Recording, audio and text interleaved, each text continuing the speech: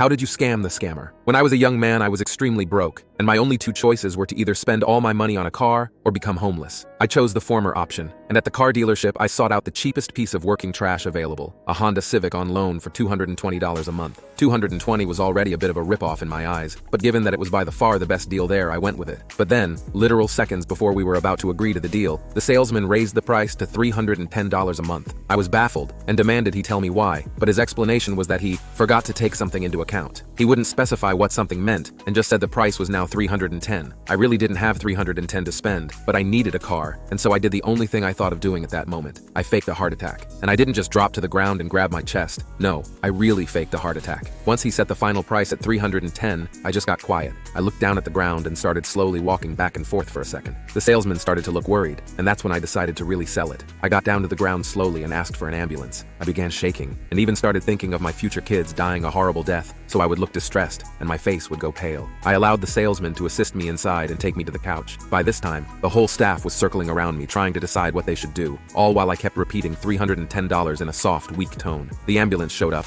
and they took my shirt off and ran an electric medical test on me right there on the floor. They said I was healthy as a horse, but that I was dehydrated and needed some water and some light food. Well, as soon as the food was mentioned, the salesman I was dealing with earlier literally ran to his office and came out with his lunchbox. I ate his chicken wrap that day, and after I did, he dropped the price back down to $220 a month.